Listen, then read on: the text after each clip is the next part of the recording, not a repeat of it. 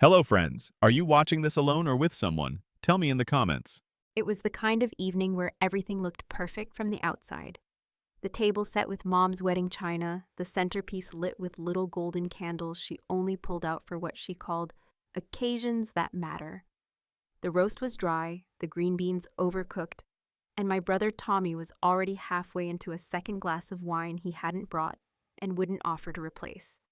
My parents were beaming at him, though, like he had just returned from war, not from another stint of couch surfing under the guise of starting over again. I had brought the dessert, two perfect lemon meringue pies from a bakery near my office, because I knew Mom loved them and because, truthfully, I didn't trust Tommy not to forget again. Everything was lined up for a peaceful evening, which, in my family, was usually a warning sign more than anything. I should have seen it coming, but I was tired. Not just from work or from another week of managing other people's messes, but from the kind of exhaustion that creeps into your bones after years of being the one who shows up.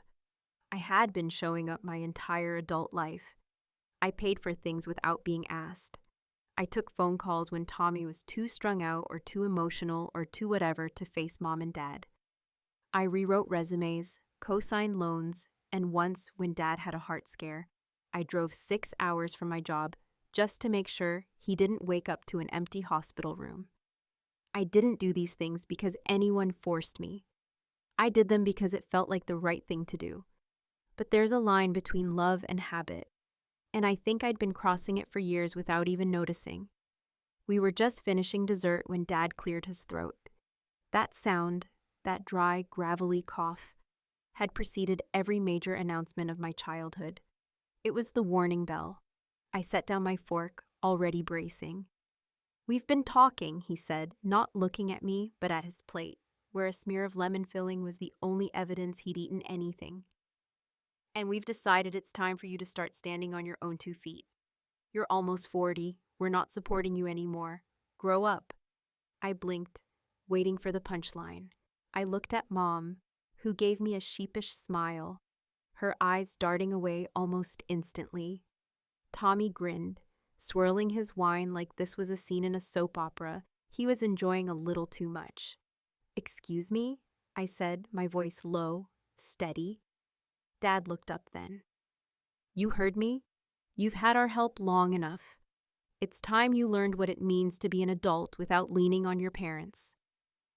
The absurdity of it hit me like a slap. For a second, I was sure I was being pranked. Was there a hidden camera? A surprise intervention? I felt the beginnings of a laugh crawl up my throat, but I swallowed it. I looked at all of them.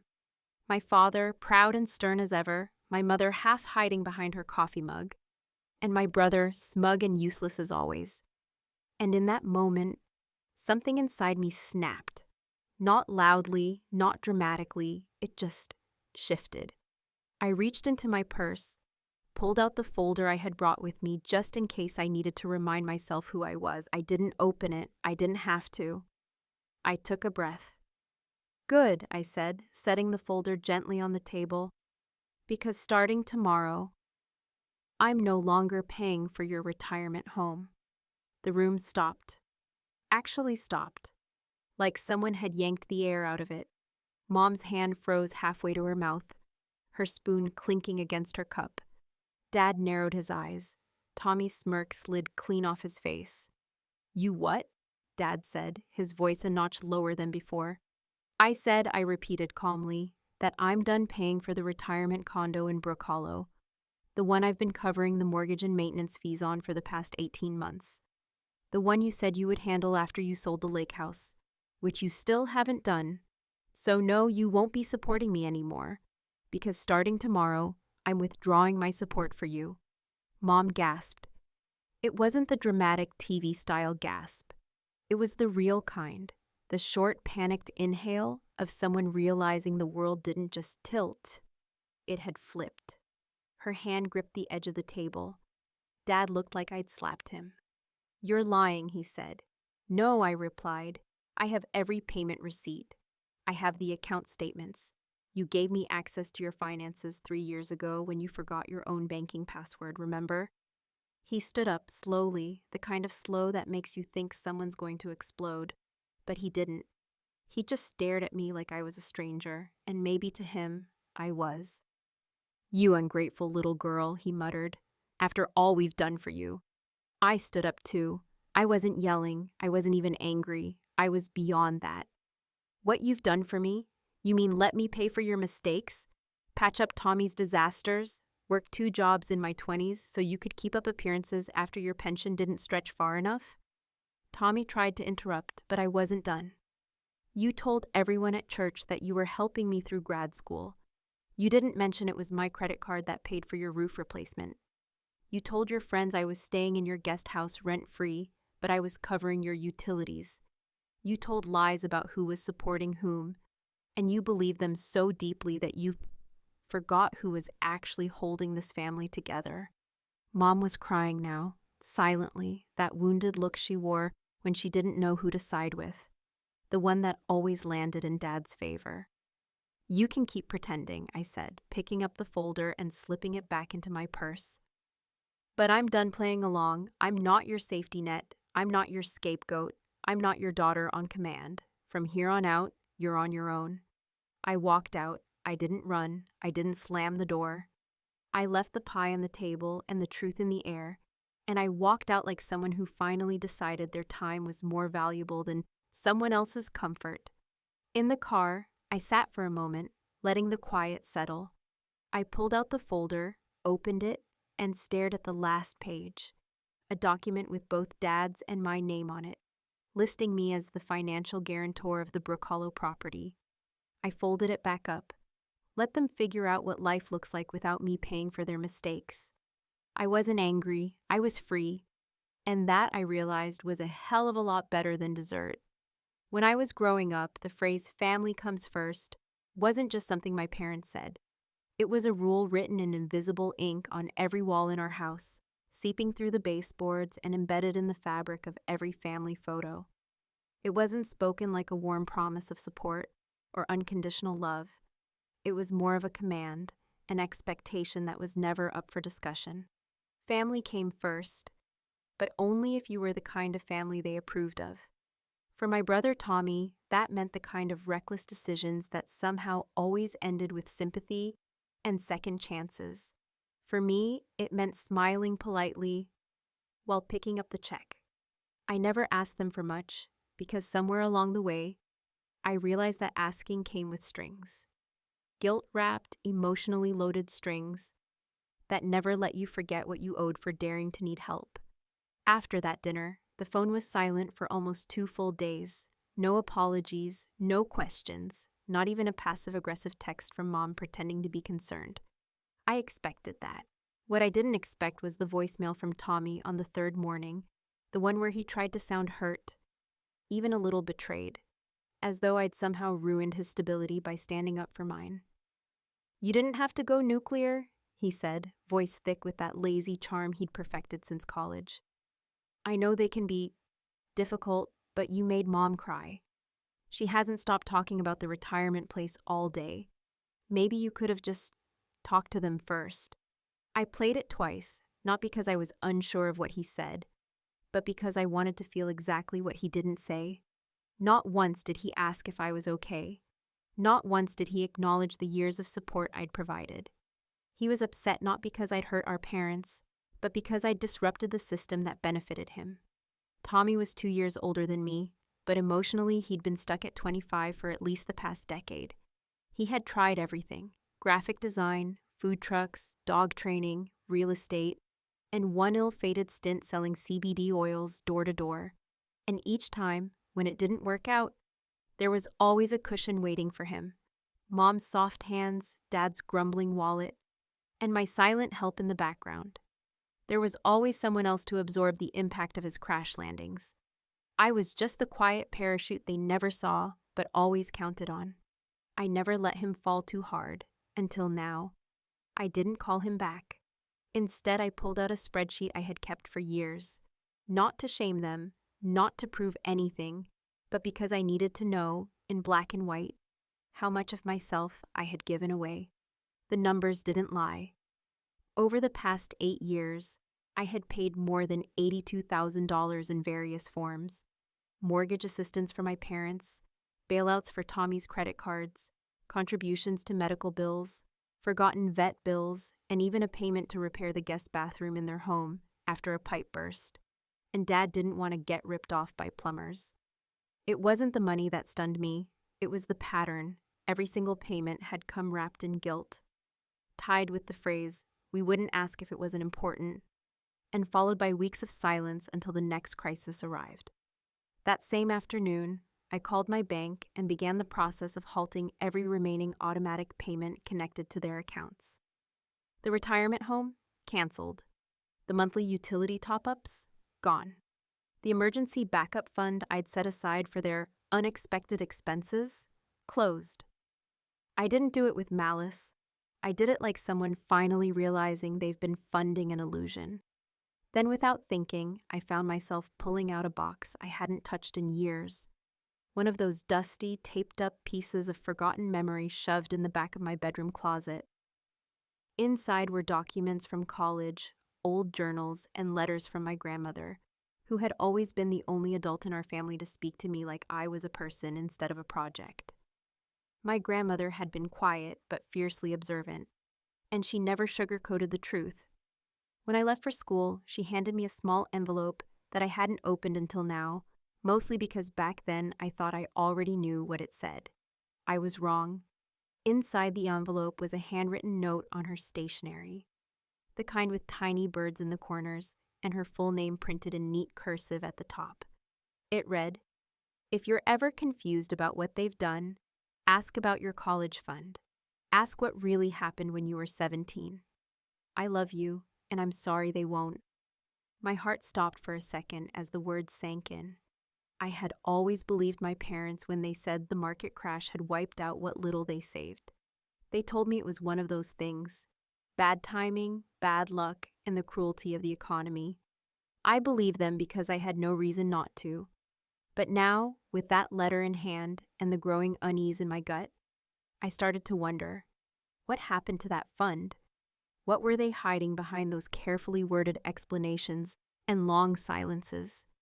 I spent the rest of that night digging through emails, old files, and financial records. It was tedious, heartbreaking work, watching your entire memory of your family's sacrifices start to erode under the weight of hard facts. But I kept going, because if I was going to burn down the lies, I needed to know how far the rot had spread. By midnight, I had enough evidence to prove that when I was 17, the year I started applying for scholarships like my life depended on it, my parents had withdrawn nearly $30,000 from the college fund. The money didn't go toward bills or household needs. It went to cover Tommy's second stint in rehab after he crashed Dad's car into a median while high on prescription painkillers. It was a quiet transaction, never discussed, never even hinted at. And they let me believe we were all just victims of circumstance. I sat there staring at the numbers, remembering the look on Mom's face when she hugged me goodbye before I left for college, how she told me she was proud of how independent I was, how strong I had become. I had cried back then, thinking it was love, but now I realized it was relief. She was proud that I hadn't asked for help, because they had already used it on someone else. It wasn't just betrayal. It was a slow theft of trust, stretched across years, wrapped in smiles and quiet nods. I closed the laptop, folded up the letter, and sat in silence, letting the truth settle like dust in the corners of a room I could no longer live in. I wasn't angry, not in the way they expected. I was clear. Clear in a way I hadn't been since childhood. They wanted me to grow up? Fine. I would grow up, walk away, and let them figure out what support feels like when their safety net decides it's tired of being invisible. By the time Thursday rolled around, the weight of what I'd uncovered had settled in like a cold draft that no amount of blankets could warm. Every corner of my childhood that I had once considered soft, every proud smile, every quiet moment spent doing what I thought was right, now felt sharp-edged and rearranged. I wasn't just angry anymore, and I wasn't seeking revenge for the sake of it either. What I needed was confirmation, a kind of truth no one could twist. something not buried in memory or softened by nostalgia. I needed facts in plain daylight, without spin or guilt or those tired family catchphrases like, "We did our best," or "You always landed on your feet." So I went back to the one place that had never failed me, the numbers. I had worked in operations and finance long enough to know that people lie with their mouths all the time, but paper doesn't lie. Numbers tell a story most people hope you won't read. I took the afternoon off work under the pretense of a dentist appointment and drove to my parents' house while I knew they'd both be out. Dad had his Thursday chess club at the community center, and Mom usually went to the grocery store around the same time because she liked to pick out her own produce, as if any of us ever questioned her shopping judgment. The front door code hadn't changed in years. Tommy's birthday, naturally.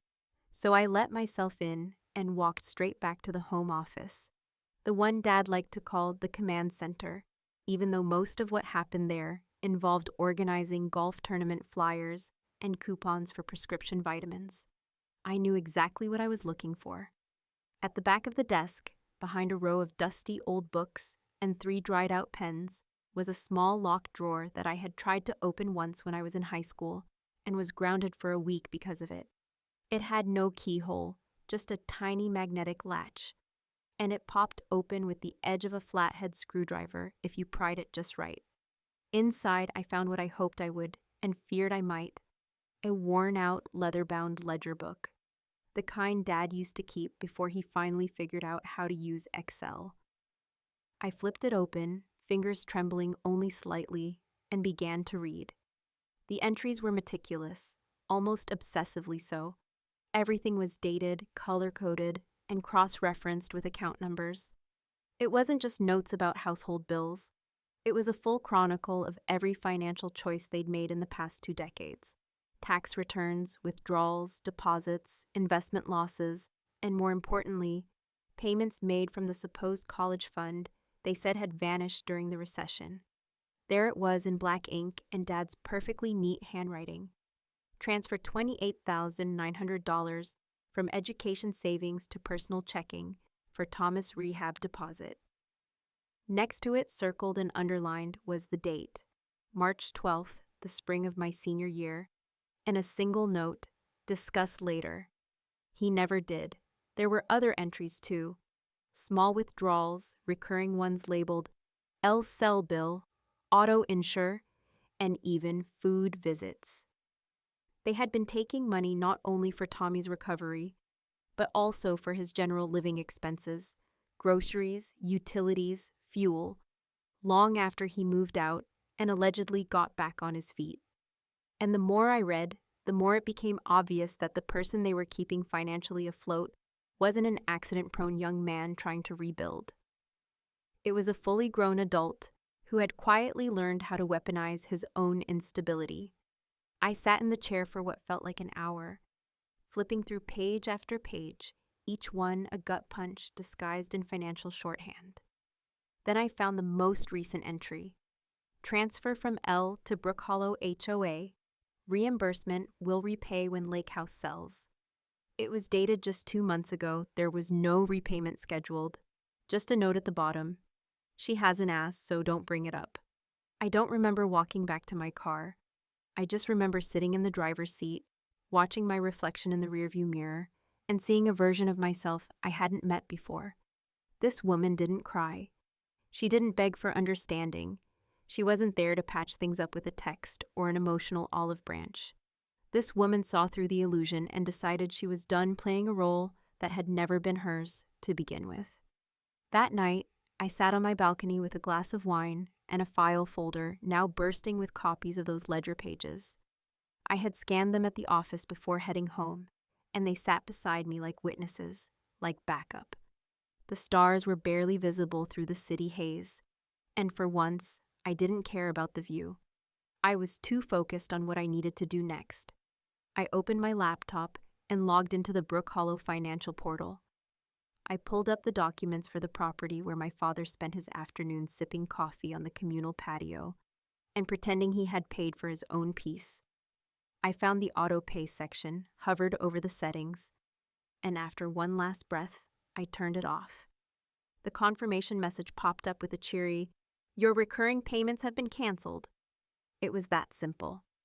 Years of effort, loyalty, and silent sacrifice undone in a few clicks. But it didn't feel petty. It didn't feel vengeful. It felt like balance. It felt like the first honest transaction I'd made with them in years. I knew the notice would hit the property's admin office in the morning. I knew Dad would receive a call by noon, alerting him to the unpaid balance. And I knew, without a doubt, that his pride would prevent him from telling anyone the truth about why. But even if he tried to twist it, even if he spun it like some cruel act of abandonment, I had the truth now. I had the numbers. I had the ledger. And unlike family stories, numbers don't change depending on who's telling them. I raised my glass to the quiet, to the math, and to the decision I should have made years ago. Let them write their own checks. Let them find their own way. I had already paid enough. By the time my mother knocked on my door the following Saturday morning, I already knew something was unraveling. She never came over unannounced, not because she respected my time or her boundaries, but because she preferred to keep conversations in spaces she could control, like their house, where she could use her kitchen to distract herself or disappear into the laundry room if emotions got too heavy. The sight of her on my doorstep, holding a reusable shopping bag like it was some kind of emotional olive branch, sent a quiet alarm through my chest. She looked smaller than usual, her eyes rimmed red, and her voice faltered when she said she just wanted to talk. I didn't invite her in right away.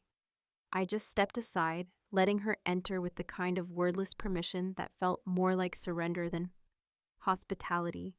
She sat on my couch like she expected it to swallow her, her fingers clenched around the strap of her bag, which she didn't set down. She didn't look angry, she looked scared. Not the hysterical kind, not dramatic, just deeply shaken in a way I hadn't seen since the week my grandfather died, and no one knew what to do with all the silence he left behind. She didn't start with pleasantries, didn't comment on my apartment, didn't ask about my job or mention the pies from the other night. She just looked at me and said, "Your father doesn't know I'm here, and there's something I need to tell you about the house." For a moment, I didn't say anything. I didn't trust her urgency. I didn't trust that this wasn't another manipulation, another attempt to guilt me back into place. But something in her voice, the shaky undertone, the way she kept her eyes fixed on a spot just above my shoulder, told me this wasn't the usual dance. This was something else, something heavier.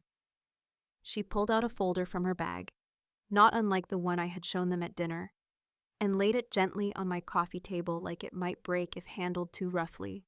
Inside were papers I recognized immediately: the Brook Hollow contract, the condo agreement, and the co-ownership clause we had signed together almost 5 years ago. I remembered the day clearly, mostly because it didn't feel like a choice. Dad had pitched it as a temporary solution, while they waited for the market to recover and sell the lake house. He told me it was just a formality, that I wouldn't be responsible for anything, but I had signed my name anyway. Not because I believed him, but because I didn't know how to say no back then. Saying no had always felt like a betrayal. What Mom showed me now was a highlighted paragraph I hadn't noticed before. It stated that in the event of non-payment, the primary co-owner, in this case, me, had the right to initiate the resale or forfeit occupancy to avoid foreclosure. It was a standard clause, nothing unusual in the legal sense. But what caught my attention wasn't the contract itself. It was the note tucked inside, written in her handwriting. "I wanted to tell you, but he made me promise. He said you owed us for everything we gave up." I didn't agree, but I didn't stop him either.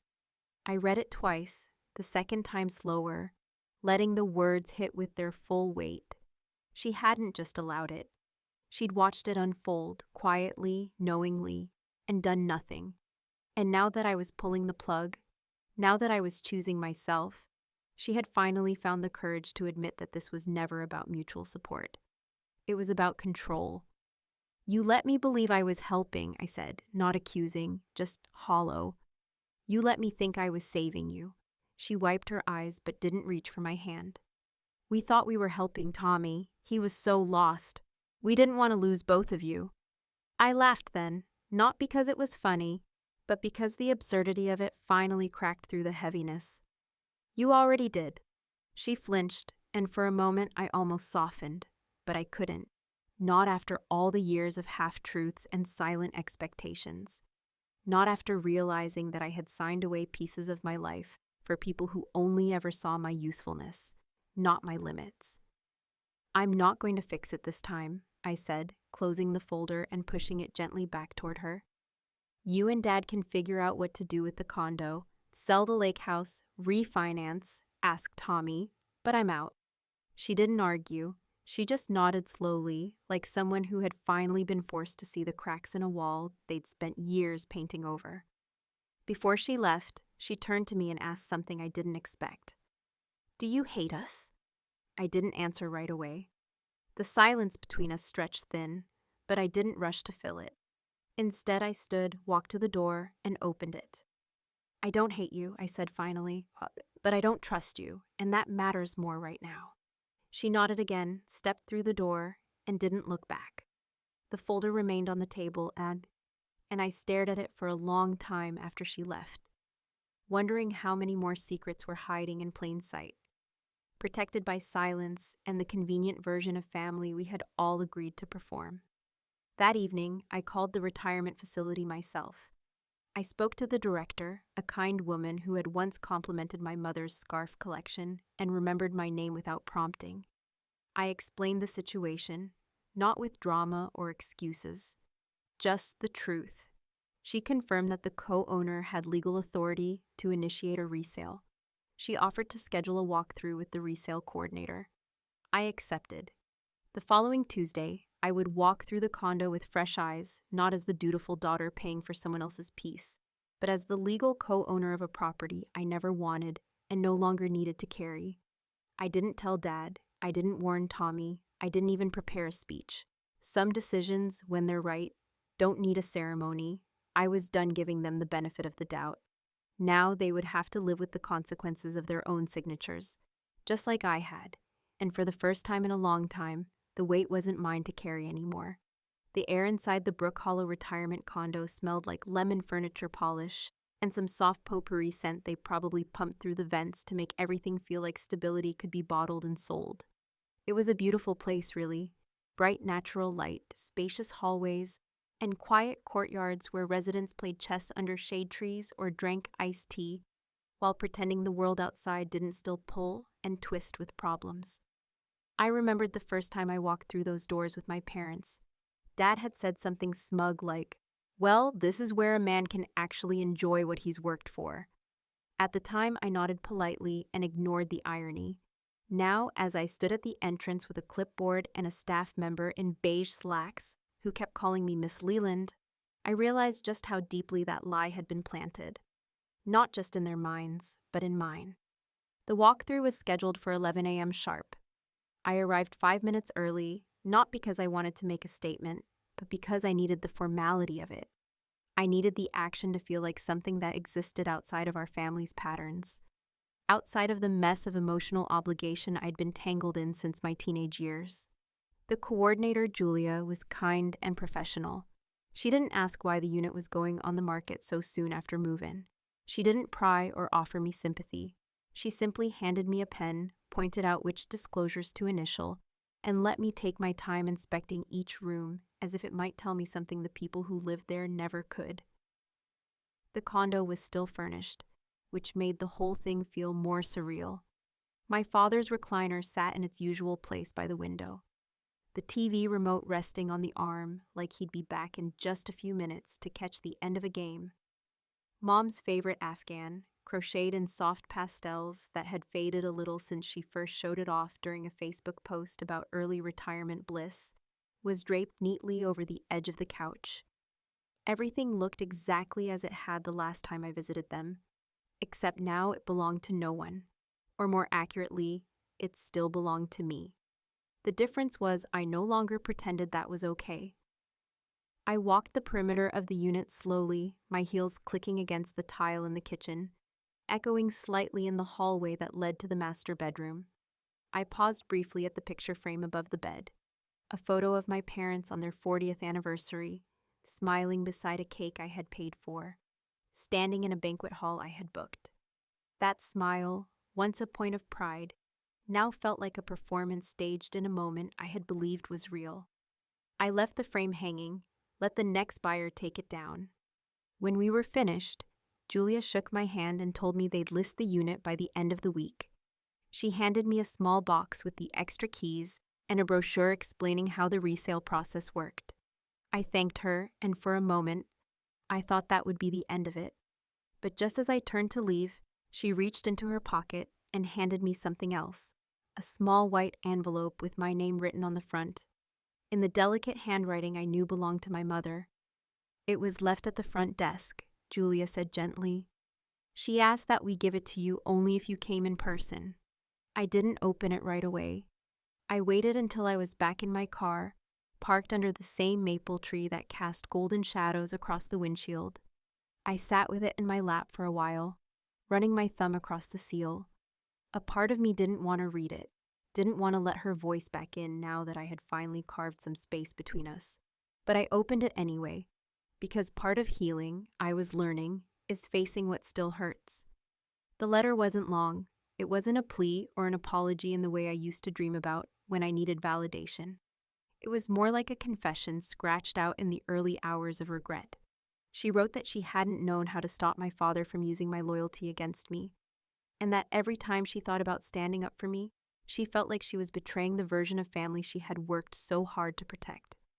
She said she admired my strength, but feared it too, because it reminded her of the version of herself she had buried when she married a man like my father.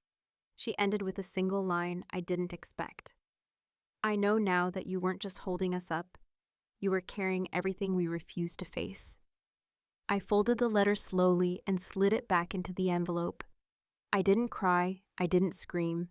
I just stared out at the manicured hedges and thought about how many daughters had probably walked out of places like this with letters in their pockets and unresolved pain in their bones. I thought about the stories we tell ourselves to make betrayal feel like tradition, and how easy it is to confuse love with obligation. On the way home, I stopped by my favorite bakery, the same one where I had bought the lemon meringue pies for that last family dinner. I bought 2 cupcakes, not because it was a celebration, but because I wanted something that was only for me. I took them to Rachel's house, and we sat on her back porch, watching her dog chase a squirrel around the yard. While I told her everything, she didn't interrupt. She didn't offer solutions, she just listened. And when I was done, she handed me a glass of wine and said, "It's about damn time." Later that night, Tommy sent a text. It read, "I can't believe you would do this.